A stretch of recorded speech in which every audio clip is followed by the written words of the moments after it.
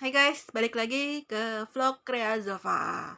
Oke, mudah-mudahan masih semangat ya.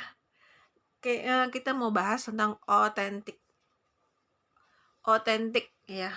Otentik ini di pikiran gue, pengertian gue adalah otentik itu asli, tulen, jadi diri sendiri lah ya. Terus apa adanya. Tapi juga kalau kita udah healing, otentiknya tuh nggak bisa asal-asalan. Maksudnya nggak bisa menerobos atau melanggar batasan sehat orang lain. Oke, jadi di sini kalau otentik yang sudah healing, ya kan, lo sudah mengenal diri lo sendiri dengan lebih baik, lebih sehat, lebih sadar, ya, hidup sesadar-sadarnya. Lo lebih mendengarkan badan lo tuh kalau dalam keadaan gak enak itu kayak gimana rasanya, terus lo harus apa tuh lo udah tahu gitu loh. Lo udah tahu cara menenangkan diri lo sendiri, membuat apa ya namanya, relax diri lo sendiri, lo udah tahu. Terus otentik ini adalah prinsipnya berani berbeda ya. Berani berbeda ini artinya beda macam-macam, berbeda dari pandangan orang lain ya kan. Misalnya orang lain mikir kalau ke kantor itu pakai sepatu pantofel atau sepatu-sepatu yang resmi gitu ya, sepatu hak atau apapun lah ya. Nah, kalau orang otentik dia nggak peduli mau pakai sepatu apa, mungkin sepatu kets, yang penting dia nyaman jalan kakinya gitu kan. Itu orang otentik tuh, apa adanya. Karena mungkin dia habis pulang dari kantor, pulangnya jalan kaki gitu kan, mungkin tempat tinggalnya deket gitu loh, bisa bisa dengan jalan kaki. Terus apa ya, cara berpakaian gitu kan. Cara berpakaian mungkin kita ada yang suka berpakaian seksi, ada yang suka berpakaian tertutup, ada suka berpakaian sporty gitu loh. Cewek pakai baju-baju cowok gitu kan, atau cowok pakai apa namanya ya, suka klimis-klimis gitu, yang suka sisirannya tuh yang rapi banget gitu. Ya udah nggak apa-apa, jadi diri sendiri aja. Kalau emang kalian nyamannya itu, lo nyamannya itu, ya udah jalanin gitu kan. Kalau orang sampai protes berarti mereka nggak otentik. Ngerti nggak? Jadi gimana ya, kalau orang sampai protes sama penampilan lo, gaya bicara lo, cara pola pikir lo, cara hidup lo, berarti mereka nggak otentik. Mereka tidak menerima diri mereka sendiri. Itu mereka harus healing, balik lagi healing lagi. Kenapa mereka sampai mengomentari uh, penampilan orang lain, karakter orang lain? Kenapa gitu? Kita harus bertanya, itu kenapa? Pasti ada pola asuh yang tidak sehat di masa kecil. Kenapa? Orang tuanya menentukan standar yang tinggi, perfeksionis gitu kan. Perfeksionis itu bahaya juga sebenarnya. Perfeksionisme itu membuat kita merasa di satu sisi oke, kita bisa punya apa ya, target standar yang lebih baik, lebih baik, lebih baik gitu kan. Cuma kita nggak sadar standar-standar yang biasa kita terapkan ke diri sendiri atau mungkin ke anggota keluarga itu akan kita bawa ke masyarakat. Masyarakat itu beda-beda orangnya. Ya kan, karakternya di MBTI aja ada 16 kok tipe kepribadian. 16 men, itu banyak banget. Dan apa ya, kalau kita memaksakan semua orang untuk sama-sama kayak kita, guys sorry gue potong tadi ada iklan sebentar ya. Ini langsung gue siapin nih huruf-huruf ini. Ya jadi kalau intinya kita memaksakan orang lain untuk sama seperti kita, kelakuannya, pemikirannya, atau apapun, lo belajar dari gue aja.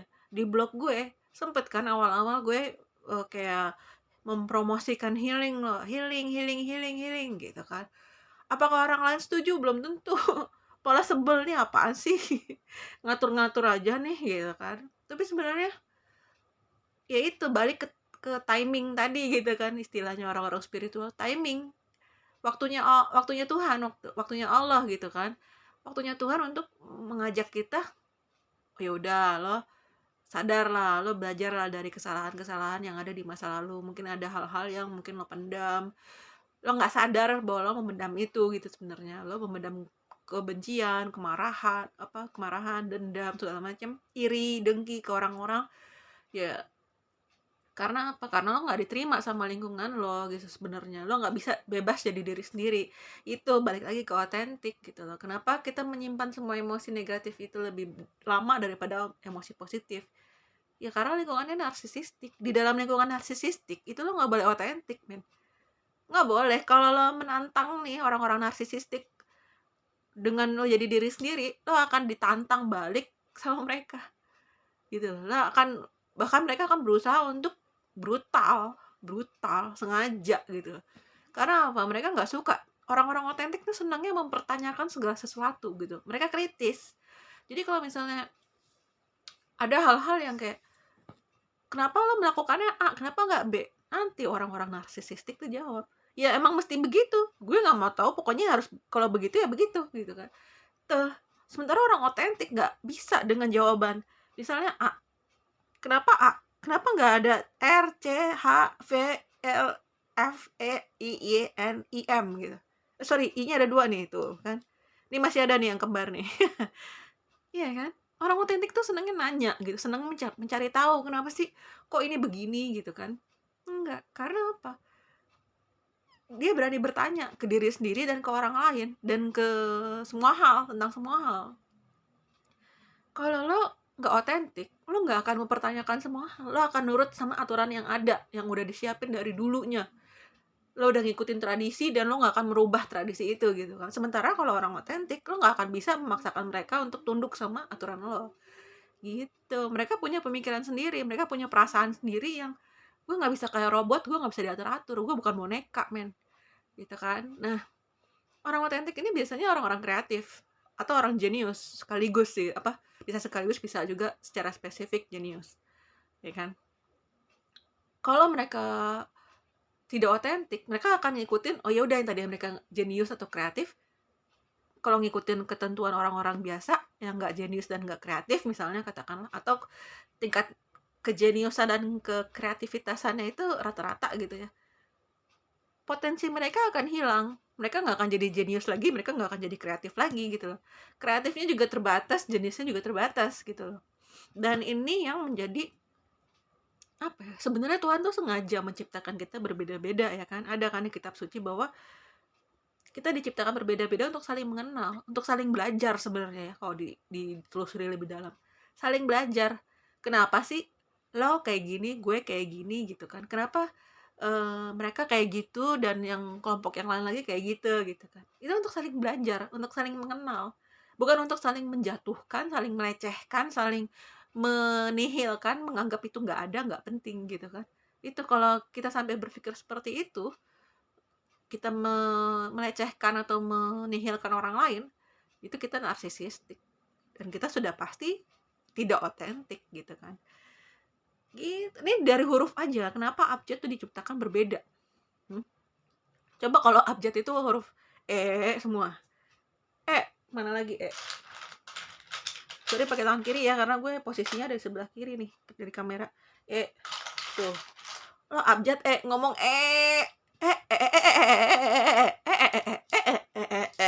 coba ngerti nggak orang? Ya kan? Ada maksudnya kenapa Tuhan menciptakan kita semua berbeda. Jadi jangan takut untuk jadi berbeda. Jangan takut juga untuk jadi otentik. Ya, jadi diri sendiri. Apa adanya lah. Ya maksudnya kalau selama bukan untuk keburukan dan kejahatan, lakukan apapun yang lo suka. Ya kan? Mungkin nanti ada ketentuan lah, ada norma sosial lah, ada norma apa, agama segala macam, norma apa sih, macam-macam ya norma ya, norma hukum. Tapi intinya apa? Lo tuh punya hak untuk jadi diri sendiri. Lo punya hak untuk menentukan nasib dan hidup lo dan masa depan lo. Gitu intinya. Ini kalau lo udah healing ya, lo akan jadi otentik seotentik-otentiknya gitu. Ya mungkin lo akan mengikuti atas aturan-aturan tertentu, batasan-batasan tertentu dari pihak eksternal, ya kan. Tapi lo pada dasarnya, pada intinya, jati diri lo adalah otentik. Dan itu nggak bisa diganggu gugat oleh siapapun. Karena kalau diganggu gugat, orang-orang yang udah otentik nih dipaksakan untuk mengikuti aturan yang tidak masuk akal, ya, yang nggak logis buat mereka, yang kayak, ini masalahnya sebenarnya sederhana, sepele, tapi kok kenapa jadi rumit gitu kan. Orang-orang otentik ini akan, kalau dia nggak ngelawan ya, kalau dia nggak bersuara, dia akan merasa ditekan. Kalau udah ditekan, jatuhnya apa? Kesehatan mentalnya terganggu. Dan itu salah siapa? Salah orang-orang yang menekan mereka, orang-orang narsisistik gitu. Ini seru sih kalau kita belajar soal katakanlah politik lah, politik lokal, politik global ya, itu ya ya itu kebanyakan dikuasai oleh orang-orang narsisistik gitu loh. Gue harus terus terang. Karena apa? Mereka nggak otentik. Kalau mereka otentik, mereka akan mempersilahkan perbedaan pendapat. Silakan. Kamu mau pilih C, ya udah C, silakan. R, A, kenapa? Apa alasannya? Jelasin gitu kan. Ya udah kita terima. Kalau emang bagus kita terima. Kalau emang kurang bagus atau gimana ya udah nggak usah. Nanti aja lah, prioritas nanti gitu kan. Jadi hanya dengan jadi otentik nih ya, menurut gue, hanya dengan jadi otentik kita bisa melahirkan apa ya namanya, dari keaslian itu kita lahir jati diri yang kuat, yang kokoh sebenarnya, yang nggak bisa diganggu gugat, yang nggak bisa ditekan oleh siapapun gitu. Dan ini yang mestinya ada di dalam hubungan sehat ya. Itu kalau misalnya lo nggak otentik, pasti hubungannya toksik. Artinya apa? Lo palsu. Lo pakai topeng, di muka lo tuh ada topengnya, kasarnya ya, di muka lo tuh ada topeng, orang tuh nggak tahu topeng itu mungkin gambarnya lo tersenyum gitu kan, kayak dia smiley gitu kan, icon smiley, lo tersenyum tapi dalam hati lo lagi sedih, dalam hati lo lagi kesel, dalam hati lo lagi iri, kecewa, dengki sama orang gitu kan. Itu bahayanya, hanya karena lo ingin diterima. Orang-orang otentik nggak peduli mau diterima sama masyarakat atau enggak, bodo amat, yang penting gue bahagia, yang penting gue bisa melakukan apa yang pengen gue lakukan, gue bisa mengatakan apa yang pengen gue katakan, dan gue bisa menolong orang lain sesuai mau gue gitu. Oke, jadi lebih ringan sih kalau jadi otentik daripada jadi palsu. Itu aja sih kasarnya ya, kasarnya. Tapi sebenarnya gue nggak pengen yang kasar-kasar lah, yang lembut-lembut lah gitu kan. Oke, jadi tujuannya adalah kenapa Tuhan menciptakan kita menjadi otentik. Pada dasarnya kita otentik loh men, bukan palsu kita, tapi kita sendiri yang menciptakan ketidakaslian itu dari awal, dari lahir. Karena apa? Rasa malu kalau kita tidak seragam sama orang lain. Ini ada I, ini 2, sorry ya, ada I tuh ya kan. Coba kalau hurufnya A semua ya kan, A, M kalau ngomong pakai jelasin sesuatu pakai M, ya kan, bingung kan. Atau N,